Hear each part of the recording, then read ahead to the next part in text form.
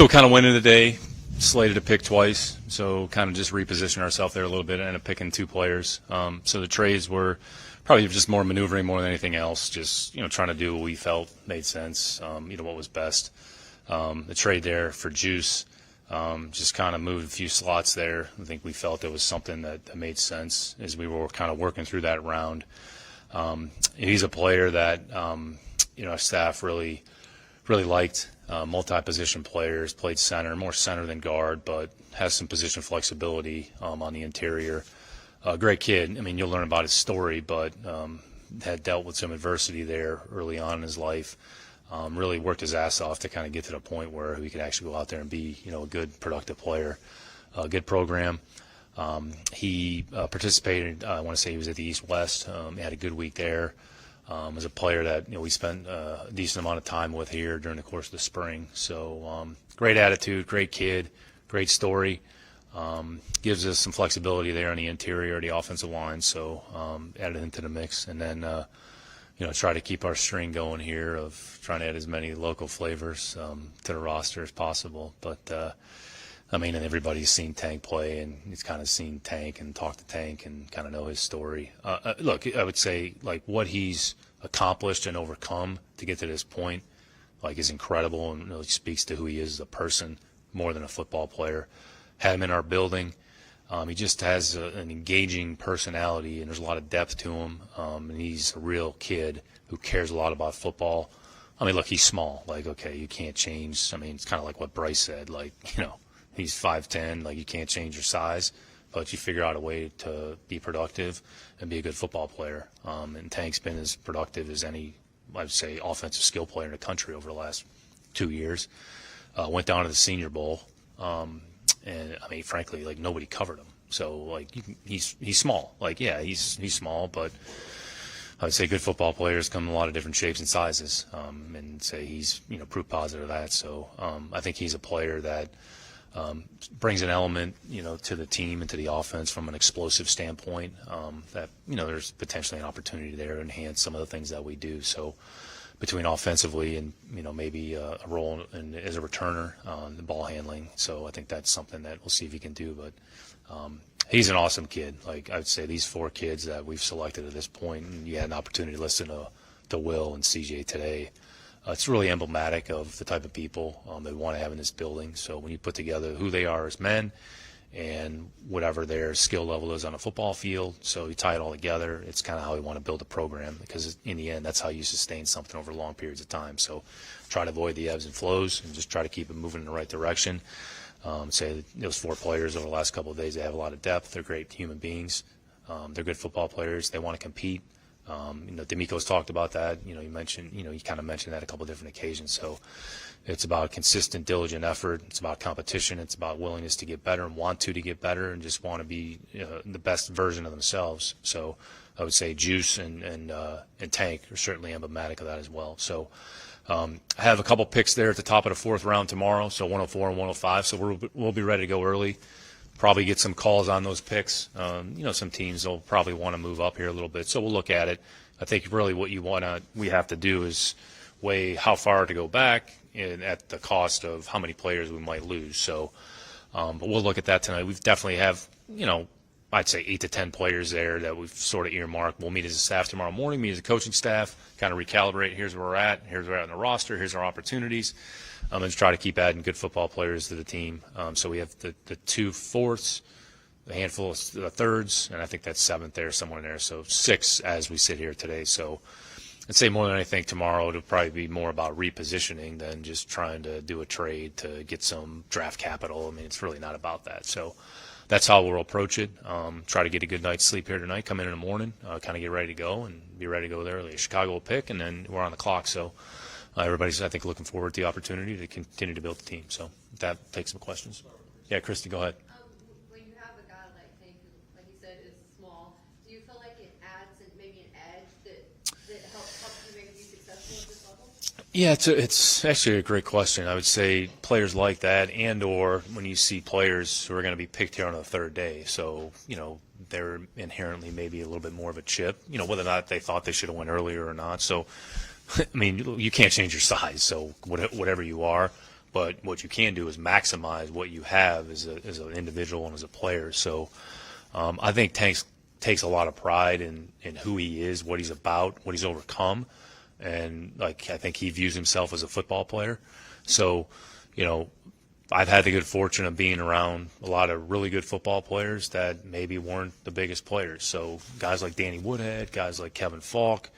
I mean, you guys, I'd say, know Wes Welker as well. So Wes is one of the most productive receivers, in football for a period of time there. And he's a slot receiver. He'll probably get pissed off if he says slot receiver. But nonetheless, I mean, Wes was 5'7", 175 pounds, wasn't drafted. Danny Amendola wasn't drafted. So I think each player is going to be motivated differently, and you can't change the circumstance. What you can do is try to make the most of what you have, and I think Tank's tried to do that here to this point, and his mindset probably won't change here once he walks in our building. And did him being in town and being able to, I don't know, have him right down the street, did that help? I don't know if it helped. We had a lot of exposures to him, so we saw him play a bunch of times. Our area scout was over there, Lip was over there, Tom Hayden was over there. I wandered over there a few times. So, I mean, Houston's done a good job. I mean, Dana's done a good job with the program. They've produced some players here over the last few years. So, Tank sort of fits the profile, and they've got some other players here that'll probably show up over the next, day or so that are going to end up on teams. So, I don't think it, helped.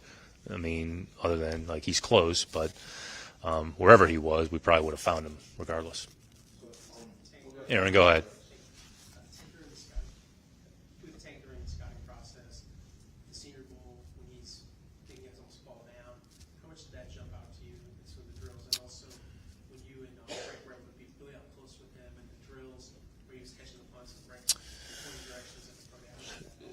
Yeah, I think Senior Bowl is always a good measure of competition because the Senior Bowl, I mean, Jim does a great job. I mean, they usually get the best players, so you're seeing kind of good on good. And when you get to see a one-on-one or individual drill, I'd say not a lot of colleges do one-on-one, say pass coverage, route running and pass coverage. And then we're able to do it kind of in that environment. It's another opportunity to evaluate the player. Maybe there's some nuance or something different that you see, or maybe you didn't necessarily, not that Houston doesn't do it, but maybe there's something a little bit different. And I would say, speaking to the individual workout, I'd say with returners, a lot of special teams coaches, there's certain drills that they want to see a player perform and do different things with them, and it's part of the evaluation. So I would say being a returner is very nuanced. And even if you haven't done it, it can be trained or something that can be taught and something that can be learned. So a lot of it is positioning, setup, ball placement, seeing the flight of the ball, seeing the ball off the foot of the punter, the spin, and where it's headed. So there's might be some things that you want to drill or see. And it's not the reason that you're drafting the player, but you're trying to project them into a role, and if you think it's offense to potentially returner, all right, do we think he's capable of handling that role? So, we think he is, but we'll find out a little bit more, when we get here. So, but anytime you have an opportunity to do something kind of on a one-on-one basis, it certainly helps with the evaluation. In drafting Scruggs, just the overview of addressing the offensive line since the moment you got here, what was kind of, it seems like a pretty long game to get things to this point. Could you talk about that in its entirety, kind of how you've done that, and how Scruggs fit into this, and what's left to solidify the position group that's needed here? Yeah, I wouldn't say anything specific. I think it's just you evaluate your team, you evaluate where the club is, you evaluate who's under contract, who's going to be here, what are our opportunities to add. So, I mean, this year's line is going to look different than last year's line, and next year's line could look a little bit different. So it's really, I would say, consistent with the theme of just trying to add good football players to the team. I wouldn't say it's anything in particular. I'd say Juice is a player that I'd say Chris and Cole identified as somebody that they thought fit what we were trying to do. So then, we evaluate the player, we grade him, we put a value on it, and then just add him to the mix. So the competition is going to sort itself out about how he fits. So I would say in his particular case has some flexibility, so probably more than just a center. So I'd say, Mace and Kenyon are really guard onlys. So, and then Quiz is kind of more center than guard. Dieter, somebody that has some experience playing multiple spots. But when you look at the offensive line, you're going to have 5 starters, and then 6 and 7. One of them is going to be your next tackle to be able to swing, and then one of them is going to be your next inside player because during the course, you could take 8 to the game. The 8's just kind of an extra guy, but you want somebody, whoever the starter is, you have the center and the 2 guards. All right, the next player in the game, do you have to move the guard to center, or do you bring another player in to play center so you don't displace the guards? So when you're looking at overall positional value and what they provide, and that's part of the evaluation. So I think in Juice's case, it's probably a little more center than guard, but if he had to go over there and play guard, it looks like he would be competitive. So other than having your hand on the ball, it's some of the same things that are going to go on the inside. So the more you can maybe identify guys and maybe have 3 position inside versatility, it's going to enhance the overall value of that group, and in turn going to enhance the overall value, of the team.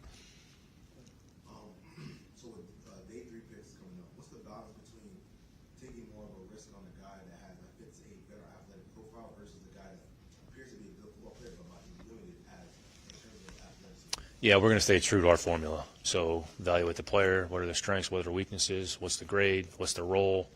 They have a role in the kicking game. They have a role in offense. They have a role in defense. So, I wouldn't say that we're kind of a roll the dice type of mentality. So try to be very thoughtful, sound reasoning behind it, and try to continue to make good, sound decisions. So the same thought process that we've applied the first few days, it's not going to change when we get to 4, 5, 6, and 7. So just try to stay true to your process. Try to stay true to our formula, and just continually talk through it and have constructive dialogue. Which I would say that was going on today. We probably started talking, I would say, in the 50s.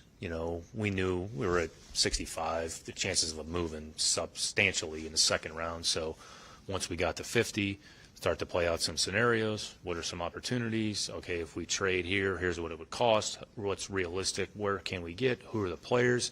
What are our options? What are some teams maybe doing around us? Not that you know everything, but you're trying to speculate as best you can. So we started talking kind of 48, 49, 50, and then players are coming off the board. And I think at one point we might have had, 6 or 7 trade scenarios up on the board. And not that we had trades in place. It was just, well, here's the cost. Here's a team that might be willing to move. So those are the discussions. So it's very active. It's very collaborative. And it's, pretty lively, but, all trying to get to the same endpoint where pick a player and then move to the next transaction. Because even in that situation, so move from 65 to whatever it was, 62 or whatever the trade was with Philly when we were at 73. And then, all right, we bump back up there to, 69, 70, whatever it was. So just kind of keep it moving. Just kind of like we talked about last night. Each transaction, you go from one to the next. Just keep it moving. And then pick players, and then go from there.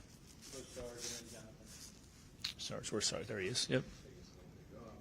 Today we got a chance to talk with CJ and Will, and when they were interviewing with you, they were in interview mode. They were applying for the job. When we met them today, they already had the job by you all drafting. Did you find out anything different, about them once they were drafted compared to before? They're the same people. So what they showed y'all today is what they showed us in the building, is what they showed us all throughout the course of the spring. So, and I think you're looking for that consistency in their behavior. Look, they're 2 impressive kids. They're not kids. They're adults, but they're very impressive. And I think the things that they stand for, the things that they're important to them, how they were raised, you saw kind of that on display here today. And they showed that. Will's, I would say, energy and juice when he was here. Again, he was the first visit that we had, and he was the only person that was in the building. It's kind of the way we do our visits. I think it's a little bit different, unique, kind of how we set it up. It can be imposing depending on who the player is, and you're just trying to get a gauge of how different people handle different situations. Will was very consistent from the time that he was here in March to the time we talked to him over the course of the spring to the building here today. And the same thing with CJ. So I think more than anything, they probably get a little bit worn out. So you see some strain that they go through, and you have to understand. It's a lot. I think CJ articulated it very well from the time the season is over to this point. What the players have to go through, it's a lot. and you're measuring kind of how they carry themselves, how they handle that situation, and the reality, I mean, it's going to be hard. What they're doing is going to be hard. This league isn't easy. I mean, this league, you're going to probably lose, on average, 7, 8 games a year, give or take. That's the way the league is set up. I think the margin of victory this year was 9.3 or whatever it was, which is the closest it's been in however many years. So the margin of error in victory is very small, and it's going to be really, really hard. So you're going to be stressed. You're going to be taxed on a day-to-day basis. So as best we can, we're trying to simulate that and put them in similar circumstances and see how they handle it. And how they acted today, how they handle it today, was the same as how they handled it when they were in our building. And I think that's what you're kind of looking for. If you start to see some discrepancies, then we got to ask ourselves, all right, what do we have? Because ultimately we're just trying to create a profile of what we think we have. And then once they get here, then essentially they're starting over.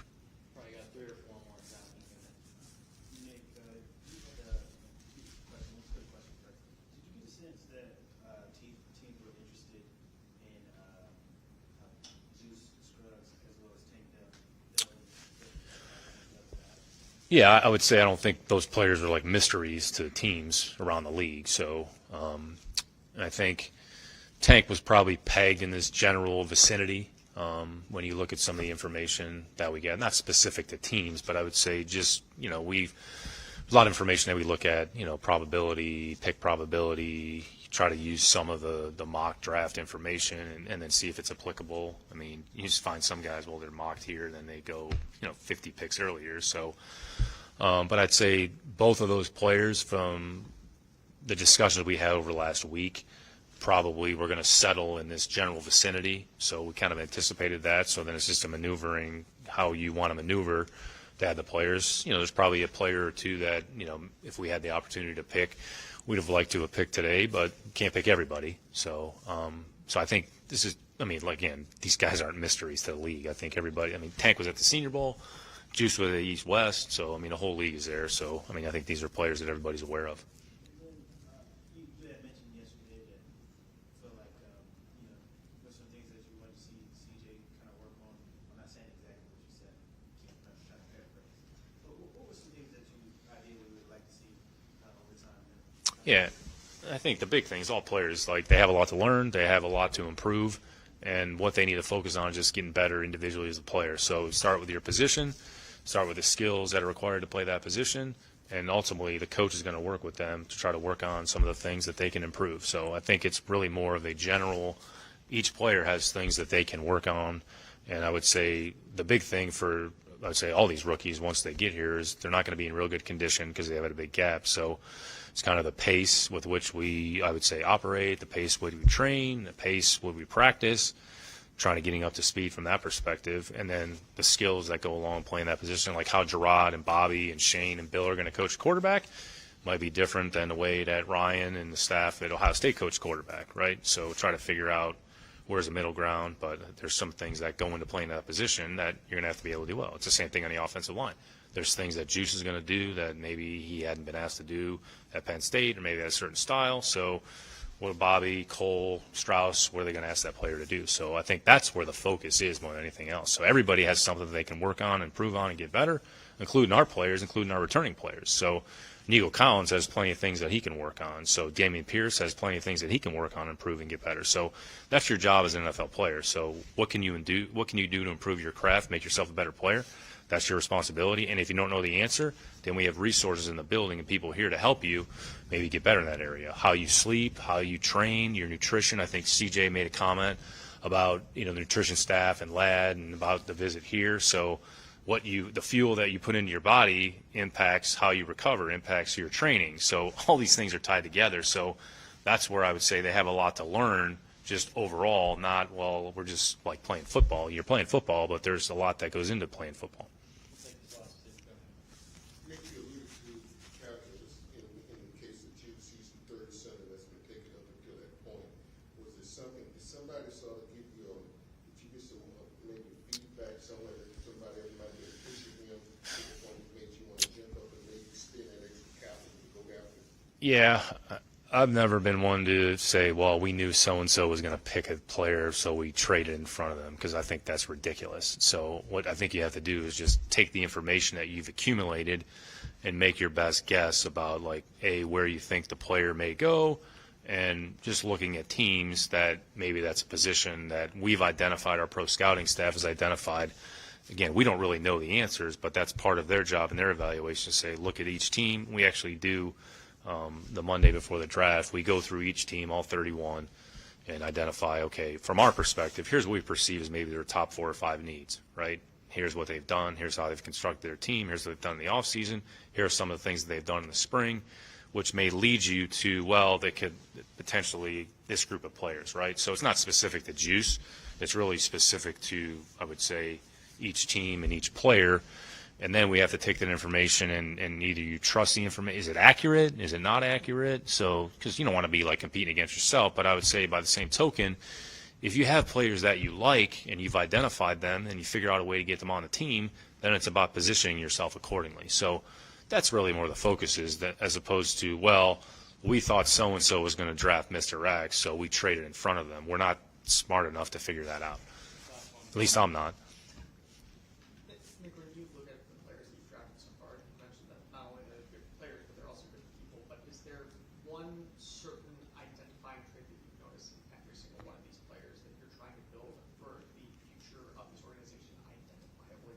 Yep, I would say competitiveness, consistency, dependability, competitive stamina, grit, and toughness, and the willingness and the want to get better as a football player.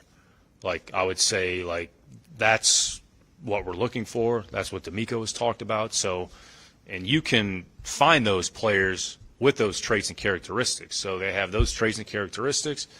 Then where are they from a physical standpoint, from an athletic skill standpoint, relative to their position?